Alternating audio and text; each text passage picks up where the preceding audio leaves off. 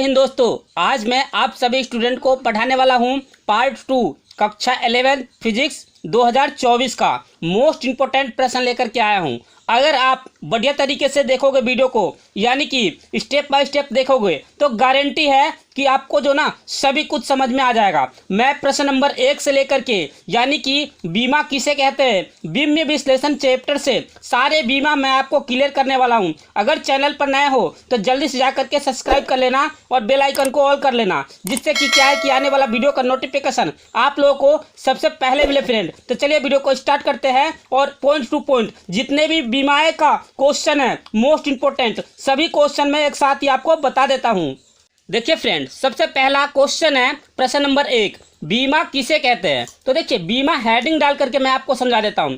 बीमा किसी भौतिक राशि की बीमाएं वे घाते होते हैं जिन्हें उस राशि की मात्रकों को व्यक्त करने के लिए मूल मात्रकों पर चढ़ाते हैं। जैसे एग्जाम्पल के अनुसार देखिए, क्योंकि आपको सब कुछ समझ में आ जाएगा। जैसे मैंने लिख दिया, जैसे कि मान लीजिए एल हो गया, एम हो गया और टी हो गया और थीटा हो गया। तो देखिए, इसकी बीमाएं यानी कि घातों के ऊपर, यानी कि हम क्या करेंगे, घाते चढ़ाया जाता है। जैसे देखिए, यानी एल के पावर ए, एम के पावर बी, टी के पावर सी और थीटा के पावर डी। इस प्रकार से जो घाते चढ़ाए जाते हैं उसे क्या बोलते हैं, बीमा कहते हैं। तो ये तो आपको क्लियर हो गया होगा। अब देखिए, आपको क्या करना है, जितने भी क्वेश्चन मैं बताऊंगा आपको बस नोट कॉपी में नोट करते जाना है।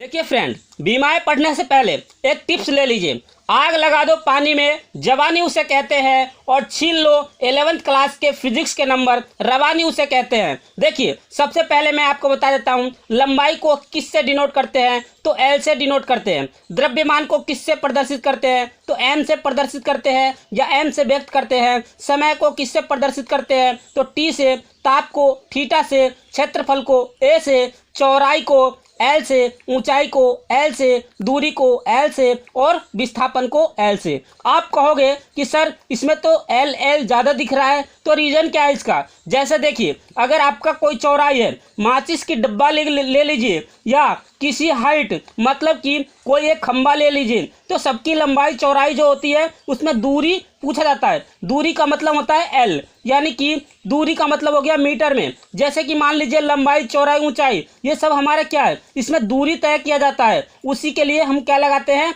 एल का प्रयोग करते हैं। ये तो कंफर्म हो गया होगा। इसके बाद देखिए, ये जितने भी चीज मैं लिखवा रहा हूँ मोस्ट इंपोर्टेंट पॉइंट है। अगर आपने इसको अच्छे तरीके से लिख लिया और याद कर लिया तो गारंटी है बीमा आपको 100% गारंटी है, अच्छे तरीके से सीख जाओगे। तो ध्यान से पूरा वीडियो को लास्ट तक जरूर देखते रहना।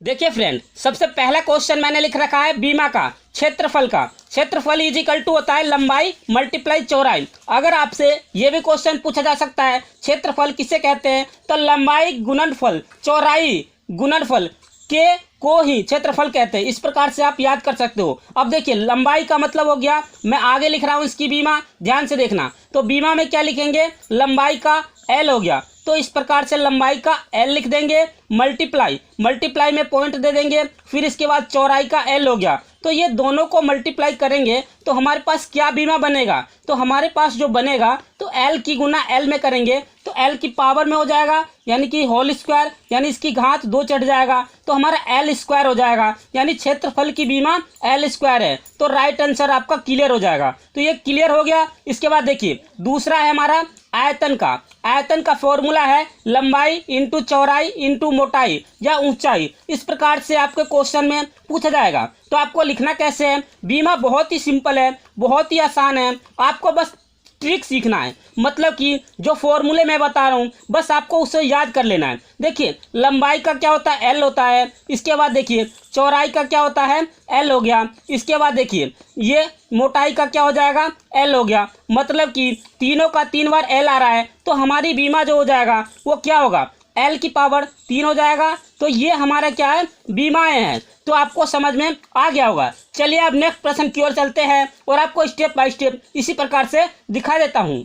देखिए फ्रेंड, नेक्स्ट क्वेश्चन है क्वेश्चन नंबर 3। क्वेश्चन नंबर 3 क्या कह रहा है, वेग अथवा चाल। तो देखिए, वेग बराबर होता है विस्थापन बट्टे समय और चाल बराबर होता है दूरी बट्टे समय। तो दोनों का आंसर सेम है। तो आपको क्या करनी है, इसकी बीमा किस प्रकार से लिखोगे, यानी बीमा अगर आपको अच्छे से आ गया ना तो गारंटी है, अगर आप नीट की तैयारी कर रहे हो या 11th क्लास में अभी फर्स्ट सेमेस्टर में हो, मतलब कि पहली साल है आपका 11th का, या नीट की तैयारी कर रहे हो, तो ये सभी प्रश्न आपके एग्जाम में पूछा जाता है। देखिए, विस्थापन का मतलब हो गया एल, यानी कि विस्थापन का मैंने बता दिया था एल, और समय का क्या होगा, टी होगा। तो देखिए एल अपॉन टी, अब इसकी बीमाएं लिखनी है तो कैसे लिखोगे, तो टी को अगर हम ऊपर ले जाते हैं, जैसे ऊपर ले जाएंगे तो टी इनवर्स में हो जाएगा, तो ये हो जाएगा एल टी माइनस 1। तो ये हमारा क्या हो जाएगा, बीमा हो गया। किसका बीमा है, तो वेग और चाल की बीमा सेम होता है। तो ये राइट आंसर हो गया। तो अच्छे तरीके से आपको समझ में आ गया होगा। तो देखिए, अगर वेग की आपको पता चल जाता है तो यहाँ पर देखिए अगला बीमा ऑटोमेटिक आपको समझ में आ जाएगा। तो बहुत ईजिली अच्छे तरीके से समझ सकते हो। तो देखिए, अपने नोट कॉपी में नोट जरूर करते रहना, क्योंकि तभी अच्छे तरीके से आपका प्रिपरेशन हो सकता है और तैयारी कर सकते हो। आप किसी भी सब्जेक्ट में अगर आपको बीमा नहीं आ रहा होगा तो अगर देख लेते हो ना लास्ट तक वीडियो, तो गारंटी है आपको पूरे बीमा समझ में आ जाएगा। देखिए फ्रेंड, नेक्स्ट क्वेश्चन है क्वेश्चन नंबर 4, यानी कि त्वरण बराबर होता है वेग परिवर्तन बट्टे समय। तो देखिए, अभी मैंने आपको बताया था वेग अथवा चाल की बीमा क्या होती है, तो एल टी माइनस 1। अगर आपको वेग की बीमा याद हो गया तो आप अच्छे तरीके से इसको सॉल्व कर सकते हो। तो सिंपली बहुत अच्छे तरीके से आपको समझ में आ जाएगा। देखिए, सबसे पहले आपको लिखना है बीमा लिख करके वेग परिवर्तन का, यानी वेग की बीमा क्या आया, तो एल टी माइनस 1 आया, तो आप लिख सकते हो एल टी माइनस 1, इस प्रकार से लिख देना। इसके बाद समय, यानी टी की क्या, समय का क्या हो जाएगा, टी। तो देखिए, अब टी को ऊपर ले जाएंगे तो क्या हो जाएगा, यानी इसका रियल बीमा क्या हो जाएगा, एल टी माइनस का 2 क्यों आया, क्योंकि देखिए ये टी जो है हमारा ऊपर जाएगा तो टी में ये प्लस हो जाएगा, क्योंकि ऊपर जाने पर माइनस का होता है, तो माइनस का 1 और माइनस का 1 ये, तो कितना हो जाएगा, माइनस का 2।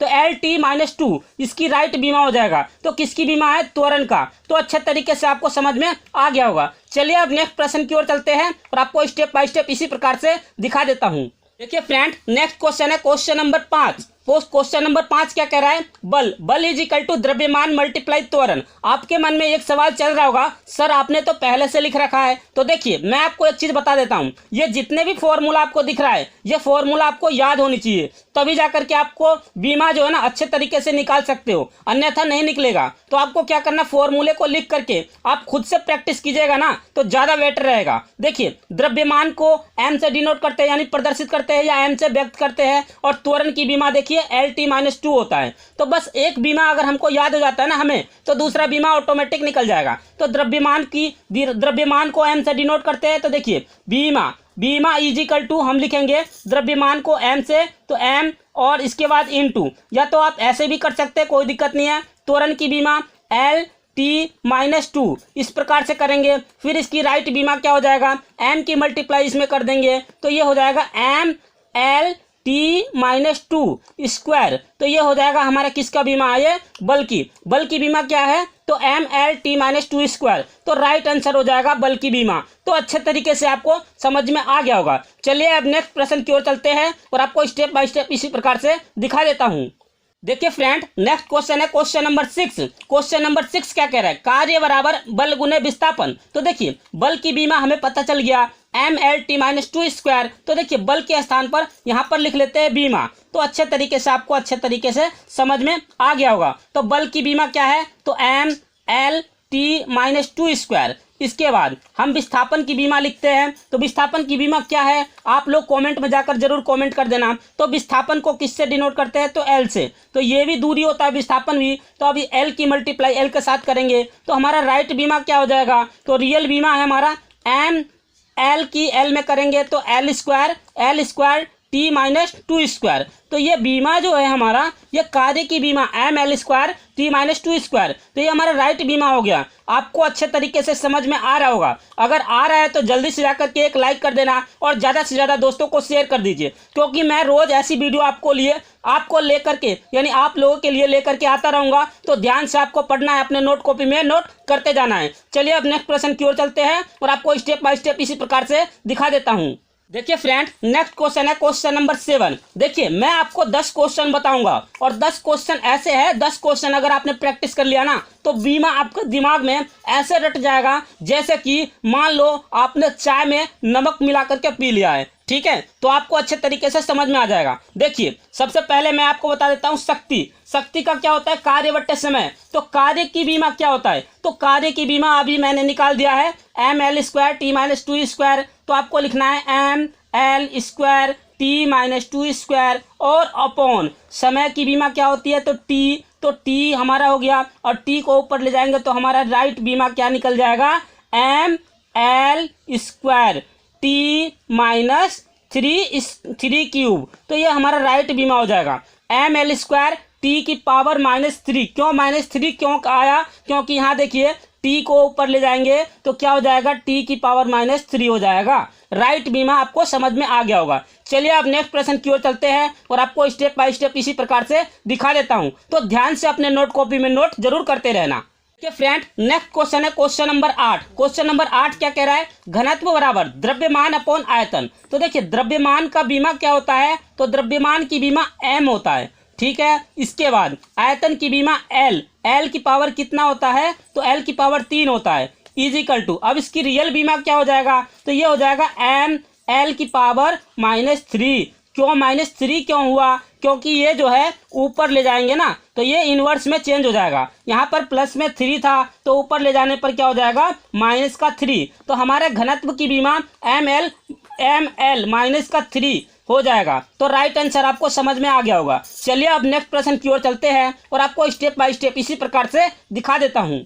देखिए फ्रेंड नेक्स्ट क्वेश्चन है क्वेश्चन नंबर 9। क्वेश्चन नंबर 9 क्या कह रहा है? संवेग बराबर द्रव्यमान गुने वेग। तो देखिए अगर हम इसकी बीमा निकालेंगे अच्छे तरीके से तो देखिए बहुत सिंपल है। द्रव्यमान की बीमा क्या होता है? तो m होता है। इसके बाद वेग की बीमा क्या होता है? तो आपने अभी भी पढ़ा था, तो वेग की बीमा बता दीजिए। तो वेग की जो बीमा होगी वो होगा एल टी -1। ठीक है, यानी वेग की बीमा एल टी -1 होगा। अब इसके बाद इसकी मल्टीप्लाई इसमें कर देंगे तो हमारा राइट बीमा क्या बनेगा? तो ये बनेगा एम एल टी -1। तो ये एम एल टी -1 हो जाएगा। तो राइट बीमा आपको मिल जाएगा। तो आपको अच्छे तरीके से समझ में आ गया होगा। नेक्स्ट प्रश्न देखिए, प्रश्न नंबर 10। प्रश्न नंबर 10 देखिएगा क्योंकि इसको अच्छे से समझोगे ना तभी समझ में आएगा। प्रश्न नंबर 10 थोड़ा सबसे हटके है क्योंकि बट्टे में आ रहे 1/2। तब आपको इसको गौर से देखना है क्योंकि सभी बीमा 9 तक बीमा आपको अच्छे से समझ में आ गया होगा। अगर 9 तक बीमा आ गया है, अगर चैनल पर नए हो तो जल्दी से जाकर के सब्सक्राइब कर लेना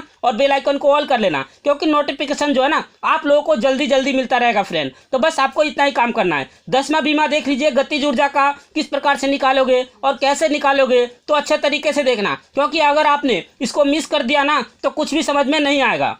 देखिए फ्रेंड नेक्स्ट क्वेश्चन है क्वेश्चन नंबर 10। क्वेश्चन नंबर 10 की बीमा देखिए, गतिज ऊर्जा 1/2। तो 1/2 का मतलब नहीं है। द्रव्यमान की बीमा क्या होता है? तो द्रव्यमान की बीमा m होता है। इसके बाद मल्टीप्लाई, फिर इसके बाद वेग की बीमा क्या होता है? तो अभी अभी हमने लिखा एल टी -1, तो यहाँ पर लिखेंगे एल टी -1। अब एक चीज़ आपको बता देता हूँ, इसका स्क्वायर चढ़ रहा है ना तो स्क्वायर हो जाएगा। तो ये रियल हमारा बीमा क्या बनेगा? तो ये बनेगा हमारा M L square T -2 square. तो समझ में आ गया, ये रियल बीमा इसकी ये है। तो अच्छे तरीके से आपको समझ में आ गया होगा। ये 10 के 10 जितने भी मैंने मोस्ट इंपोर्टेंट बीमा बताया है ये सभी बीमा को अपने नोट कॉपी में नोट करके याद जरूर कर लेना। अब इसके बाद देखिए जो बीमाएं मैं बताने वाला हूँ वो सिर्फ आपको जो ना जितने भी कंपटीशन के एग्जाम है उसमें भी टपक जाएगा और आपके बोर्ड एग्जाम है उसमें भी आते हैं। तो आपको क्या करना है, लास्ट तक जरूर देखते रहना। देखिए फ्रेंड नेक्स्ट क्वेश्चन है क्वेश्चन नंबर 1। अब फर्स्ट क्यों लिखा हमने? क्योंकि फर्स्ट एंड सेकंड करके लिखा है और ये जो बीमाएं हैं ना ये मोस्ट इंपोर्टेंट बीमाएं हैं। ये हर एग्जाम में आपके एग्जाम में पूछे जाते हैं। तो आपको क्या करना है, अपने नोट कॉपी में नोट कर लेना। देखिए फर्स्ट हमने क्यों लिखा है? क्योंकि ये सब ऊर्जा है। जैसे देखिए गतिज ऊर्जा, स्थित ऊर्जा, कार्य और बल आघूर्ण, इसमें क्या है? ऊर्जा यानी कार्य हो रहा है। तो इसके लिए कौन सी बीमा है हमारा होगा? तो देखिए इसकी सभी की बीमा जो है M L square T -2 square होता है। तो राइट आंसर है, यानी क्वेश्चन अनेक आंसर एक। तो आपको क्या करना है, इस बीमा को अपने नोट कॉपी में नोट करके एक बार याद जरूर कर लेना क्योंकि ये 100% हर एग्जाम में ये प्रश्न पूछे जाते हैं। तो आपको क्या करना है, नोट कॉपी में नोट जरूर कर लेना। नेक्स्ट प्रश्न की ओर चलते हैं और आपको स्टेप बाय स्टेप इसी प्रकार से दिखा देता हूं। देखिए फ्रेंड, नेक्स्ट क्वेश्चन है, नेक्स्ट क्वेश्चन जो है सेकेंड क्वेश्चन क्या कह रहा है।